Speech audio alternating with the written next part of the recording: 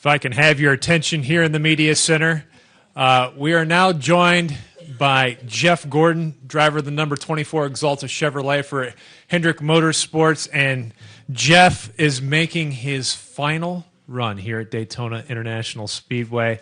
You know, qualifying rained out today, but has to be some special feelings going on right now with knowing this is going to be your final trek around here. Yeah, definitely. This track's been extremely special to me. I mean, of course, we all know how much this track means to our sport, and I'm pretty bummed that it rained out. You know, we were on a heck of a streak, you know, this year with 2 poles on the super speedways. I wanted to keep that going, and I felt like yesterday our car had some really good speed, had a shot at doing that, but start 24th. That's not a bad place to start.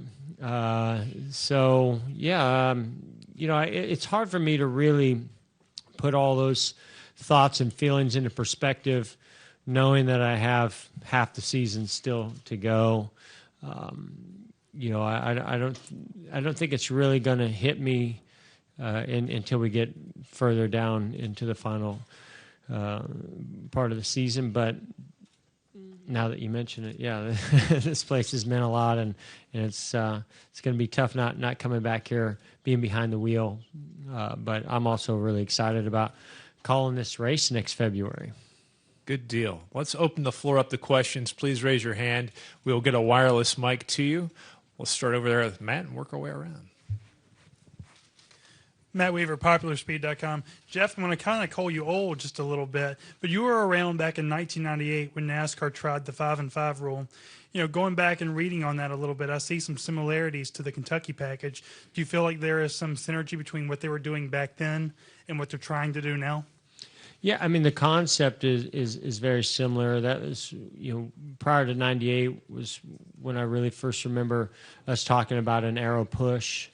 And how the aero was really affecting the cars, you know, behind, and you know what I find the biggest change is just the splitter, as Dale mentioned. You know, back then that 5-inch rule, you know, was the air dam up front as well as the spoiler, and you know, I think that significance of sealing that air off around the front of the splitter versus that air getting underneath that air dam is one of the things that's really contributing to how important aerodynamics are. And so I think that a lot of what they're trying to do is similar in concept of let's get you know, a little bit more air around the back of the cars, not punch quite as big of a hole. That hole, punching that hole in the air is great for down the straightaways, but it doesn't work very well for in the corners.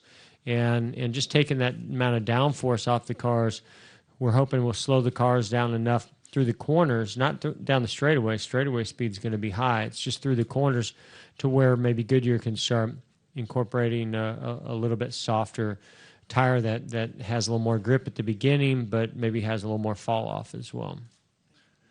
We're going to go to Bob, then to Brant, and then in the back to George. Bob Pockris, ESPN. You guys had another drivers' council meeting today. Can you talk about the dynamics in the room in the sense of, you know, when you're talking about potential rule changes, those could possibly equalize the field, and it could possibly help certain drivers or hurt certain drivers. How do you guys kind of say what you think and try to make sure that that the others think that you're speaking for the kind of the good of the sport versus the good of yourself? Well, first of all, you know, this council was voted on by the drivers. We put certain parameters in there as to who is eligible and why, and then the drivers chose those individuals that were in there based on those parameters. So first of all, you know, those people have a responsibility to the field that's out there to try to make the sport and contribute to the sport being the best that it can be. I must say, in all the years I've been in the sport, these 2 meetings that we've had been some of the highlights of my career. I think it's huge.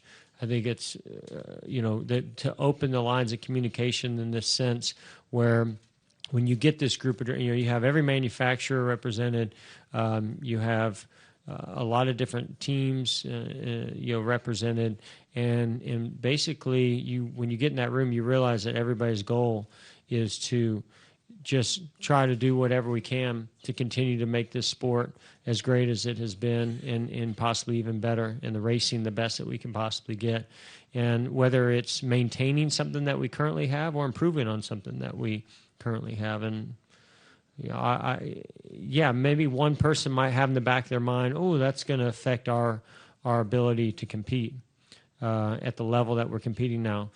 Doesn't matter. There's too many other people that are weighing in on that would outweigh your reasons. But everybody gets to throw ideas out, and it's phenomenal. I mean, it's phenomenal to be able to throw those ideas out and feel like you're being heard. Discuss it as a group and knock holes in it, and that's from NASCAR side as well as the driver side. And I only want to see that grow and continue. That incorporates the crew chiefs, the engineers, Goodyear, everybody that's really contributing to what product we have out there on the track. Okay, we're going to go to Brant, then to George. Brant James, USA Today Sports. This is a track where you've had a lot of success, but also a track where weird things happen, and sometimes winning or losing isn't in your hands. So does this feel like a prime chance this weekend for you to get a win, launch into sort of playoff mindset, or can you do that here? I mean, I come into restrictor plate races feeling like we have very fast race cars, and that we have a chance to come out of here with a great finish, if not a win, as much or more so than the rest of the field. And at the same time, that thought and confidence is followed right up with when was the last time I finished one of these races? So, it just all you can do is just come up with the best plan that you can possibly put in place, knowing that it's going to change at any moment, but that you're going to stick with your what you think is going to get you to the finish, and hold it wide open and hope that when they start wrecking around you that you somehow squeeze through it. That's just the way you got to approach these races. And sometimes you come through it and you put together a great finish, if not a win, and other times you're caught up in it. But it's out of your hands in a lot of ways. I just try to control the things I can control. Okay, we're going to go to George, then to Ken, then to Dustin, and then we'll finish up with Al. Yeah, Jeff, back here at George Diaz, Orlando Sentinel. Which side, George? Oh, there you are, buddy. All right. Obviously, safer barriers and safety has been a topic of discussion this week. You took a tumble in Atlanta the week after Kyle and weren't happy about it. As you look over the landscape, how do you feel now where things stand in terms of the improvements that NASCAR has made in regards to safety? Well, I'll speak on Daytona. What they have done down there in the short shoot to stretch to one is phenomenal. I mean, that angle, that wall, safer barrier. I mean, what a huge improvement. Paving, what they've done with the paving down there. I know that Joey and all the folks at ISC have put a lot of effort into this place, and it shows from a safety standpoint, and all the work that's being done to get prepared for next year. So, great job to them. I mean, I feel like all that can be done, because it takes time to put these pieces together, make sure you're doing the right thing, and then to manufacture them and install them. I feel like everything is being done. Doesn't stop the fact that I wish that this had all taken place several years ago, but that's we go through that. That's part of it. But it is great to know that a lot is being done right now, and with tracks that are coming up as well as for next year. I feel like the progress we're going to see come February next year for all the tracks next year is going to be huge, and that's great. Go to Ken, Dustin, then Al. The same thing I asked Junior earlier about the strangeness of seeing no front stretch grandstands out there right in the middle, or at least just the shell of it. If the oddity, or if you even feel weirdness like that when you're in the car. Well, obviously, Junior being up here, he he has a different perspective on a lot of things that I love hearing his perspective. I mean, going over there to the archives, I think that I could listen to him talking about going to the archives all day long. And same thing as it relates to the grandstands. I wouldn't even have known that had he not sent out a picture that I think I saw on Twitter or somewhere. Maybe it was a text that he showed those grandstands. I mean, driving around the track, I couldn't even tell you any difference. Now, when all the stands are full of people, and there's no people in that middle section, then yeah, it's going to be a little bit different and weird. At night, on night races, one of the things that we have a lot of is flash bulbs going off at the start of races, restarts, or towards the end. And there's going to be a lot of flash bulbs missing in that center section, so that certainly will be unique and different. Dustin Long, NBC Sports. Jeff, I know NASCAR's talked with teams about I gotta call you tonight about some archives, man. That sounds awesome. NASCAR's talked to teams about different packages for some upcoming races and mentioning a higher drag package apparently for Michigan and Indianapolis. Can you talk about or explain what that type of a package would potentially do at those tracks? And in particular with Indianapolis, how does that impact things for you with the success that you and your team have had there through the years? Well, our Indianapolis race was impacted already drastically based on the tire tests. I guess I was the only driver in favor of last year's tire, and they squashed that before day one ended. So I knew at that point that our Brickyard 400 is going to be a little bit different this year.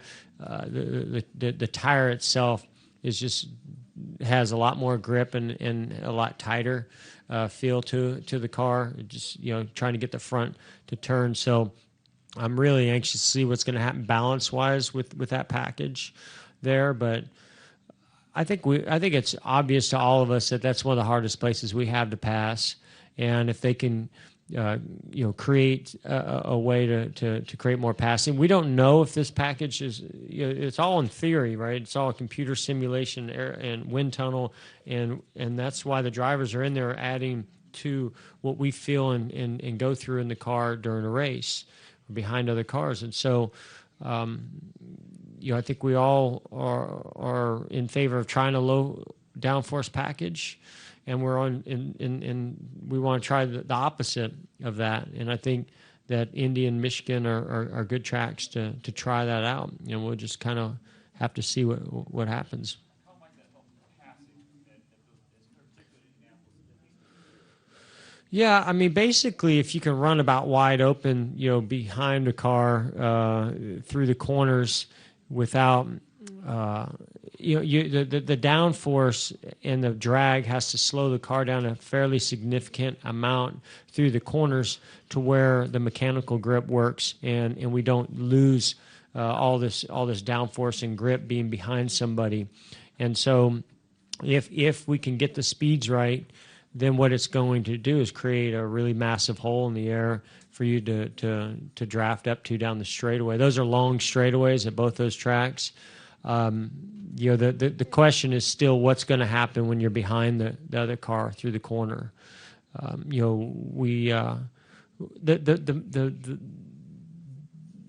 The magic is there. We just got to figure out how to pull it off. It's not just a quick, easy little aero fix. Usually it's okay. Let's learn something here. Maybe we need to find a way to gain more mechanical grip or have more tools to work with. Is it a lower center of gravity? Is it more left side weight? Is it a lighter overall car?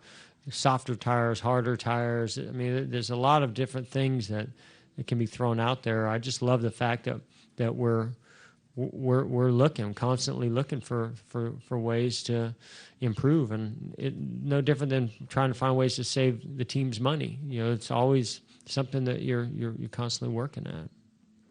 Yeah. Finish it up with Al here. Yeah, Jeff, Al Pearson, Auto Week. The obligatory non-Daytona question. You're one of a handful of drivers who have raced at Darlington both on Labor Day and when they moved the race to some other dates. In fact, you won 3 of your races there on Labor Day. Is there a different feel to being there on Labor Day than it is to being there on, say, Mother's Day or November? Is the atmosphere and the excitement palpable? Do you feel it, or is it just another weekend? It's just another weekend. I mean, it's another weekend at a special place, Darlington. So I think, to me, just getting a chance to race there is special, and for me, there's no real significance as to when that race is. I guess if I could prefer one, I'd probably prefer Labor Day. You know, just I mean, I guess other than the weather, it's going to be a little hot. But I don't know. It seems like a weekend that is going to, be a good weekend for people to get out to the track and enjoy the race. And I think that, to me, the atmosphere of a race is when it's filled full of people in the grandstands. So whatever's going to get the most people in the grandstands, that's what creates the energy of the drivers. I mean, when I go to Bristol. And it seems like the night race seems to garner a larger crowd. There's just something more exciting about that, and to me, that whenever that is at any track, I'm in favor of. Jeff, thanks for taking your time, and good luck this weekend.